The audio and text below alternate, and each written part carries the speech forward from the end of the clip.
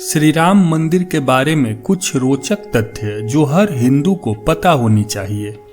राम मंदिर का कुल क्षेत्रफल 2.7 एकड़ है और मंदिर का निर्माण 57,000 वर्ग फीट में है।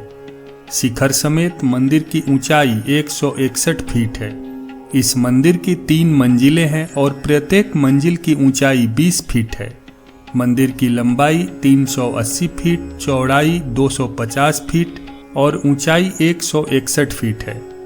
मंदिर में कुल 392 खंभे और 44 द्वार बनाए गए हैं। राम मंदिर का निर्माण पूरी तरह से नागर शैली के आधार पर किया गया है।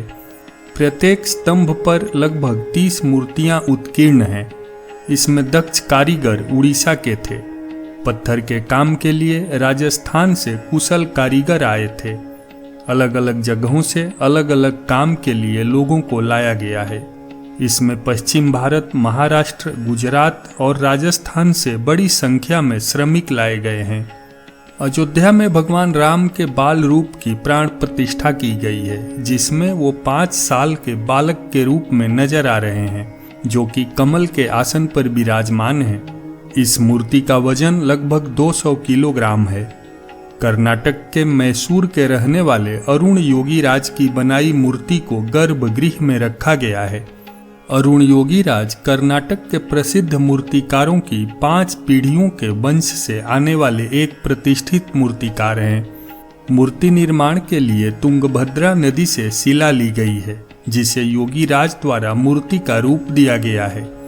आपको यह भी बता दें कि जिस समय मूर्ति का निर्माण हो रहा था, तब यह कार्य अति सुरक्षा के बीच किया गया था।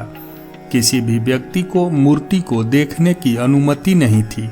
इसके साथ ही टेंट में पहले से मौजूद भगवान राम की जो मूर्ति है, उन्हें भी मंदिर के गर्भगृह में स्थापित किया गया है। राम मंदिर के वास्तुकला एक ऐसे वास्तुकार परिवार ने तैयार किया है, जिसने दुनिया भर में 100 से अधिक मंदिरों की वास्तुकला तैयार की है। इनमें गुजरात का सोमनाथ मंदिर भी शामिल है। राम मंदिर के मुख्य वास्तुकार चंद्रकांत सोमपुरा हैं, जिन्होंने 30 साल पहले, जब अयोध्या में राम मंदिर बनेगा, इसकी किसी ने कल्पना भी नहीं की थी, उस समय तत्कालीन विवादित भूमि का दौरा किया था और मंदिर का नक्शा तैयार किया था। इस काम में उनके दोनों बेटों आशीष और निखिल ने उनकी मदद की है। मंदिर की मिट्टी में कुछ विशेष प्रकार का सीमेंट भी मिलाया गया है। इसके बाद इस तरह परत दर परत 47 परतें जोड़कर फाउंडेशन तैयार किया गया है। सरजू नदी में बाढ़ के मुद्दे की भी जांच की गई है। विशेषज्ञों ने कहा है कि किसी भी तरह से मंदिर को बाढ़ का खतरा नहीं है। इस इलाके में ज्यादा तीव्रता का भूकंप भी आए तो मंदिर को कोई नुकसान नहीं होगा। आपको यह भी बता दें कि अयोध्या राम मंदिर का निर्माण इस तरह से किया गया है कि यह 1000 सालों तक अपने मूल रूप में बना रहेगा। राम मंदिर की नींव में करीब 200 फीट की गहराई में तांबे से बने कैप्सूल नुमा टाइम कैप्सूल को रखा गया है, जिसमें भगवान राम, अयोध्या और राम मंदिर को लेकर हुए संघर्ष की पूरी कहानी का वर्णन किया गया है।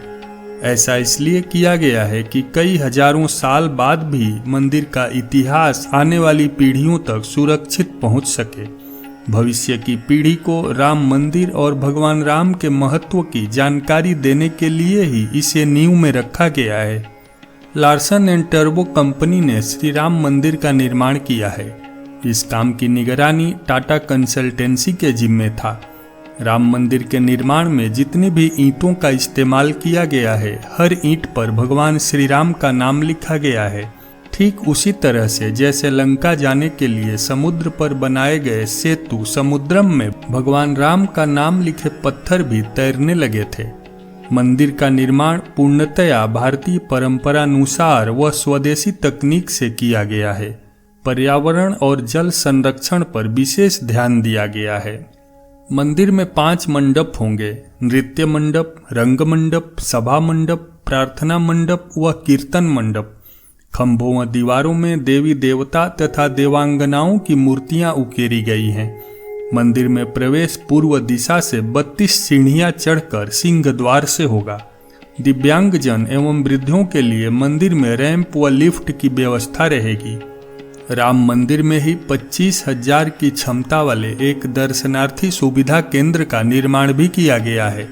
यहीं पर दर्शनार्थियों का सामान रखने के लिए लॉकर और चिकित्सा की सुविधा भी है। राम मंदिर ट्रस्ट के मुताबिक राम मंदिर परिसर में भगवान राम के मंदिर के अलावा 7 अन्य मंदिर भी बनाए गए हैं। इनमें महर्षि वाल्मीकि मंदिर, महर्षि वशिष्ठ मंदिर, महर्षि विश्वामित्र मंदिर, महर्षि अगस्त्य मंदिर, निषाद राज, माता सबरी और देवी अहिल्या का मंदिर शामिल है। राम मंदिर के मुख्य द्वार को सिंह द्वार कहा जा रहा है। मंदिर परिसर में स्नानागार, शौचालय, वॉश बेसिन, ओपन टैप्स आदि की सुविधा भी रहेगी। 5 अगस्त 2020 को जब राम मंदिर की नींव के लिए भूमि पूजन हुआ था, उसमें देश भर के 150 पवित्र नदियों के जल का उपयोग किया गया था। यह जल देश के अलग अलग कोने से इकट्ठा किया गया था।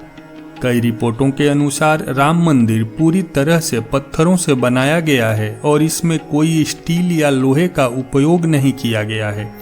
राम मंदिर निर्माण में देश के 5 लाख गांवों से लाई गई ईंट का ही इस्तेमाल किया गया है, इसलिए हर राज्य किसी न किसी रूप में इस मंदिर में है।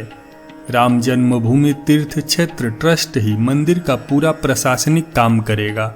भीड़ नियंत्रण, भक्तों की सुविधाएं, धन प्रबंधन, ये सभी मामले ट्रस्ट को ही करने होंगे। इस पूरी प्रक्रिया में सरकार की ओर से कोई हस्तक्षेप नहीं करेगा। राम मंदिर की सुरक्षा 2 चरणों में होगी। पहले चरण में मंदिर क्षेत्र में सुरक्षा, यह पूरी जिम्मेदारी ट्रस्ट की होगी। इस सुरक्षा की व्यवस्था ट्रस्ट खुद करेगा, लेकिन पूरी सुरक्षा उत्तर प्रदेश सरकार देखेगी। जिस तरह वीआईपी लोगों की सुरक्षा के लिए एसपीजी कमांडो होते हैं, ऐसे में पुलिस बल के कुछ लोगों को मंदिर की सुरक्षा में लगाया जाएगा। अब सवाल है कि आखिर मूर्ति का रंग काला ही क्यों रखा गया है। दरअसल वाल्मीकि कृत रामायण में भगवान श्री राम का श्यामल वर्ण का उल्लेख किया गया है।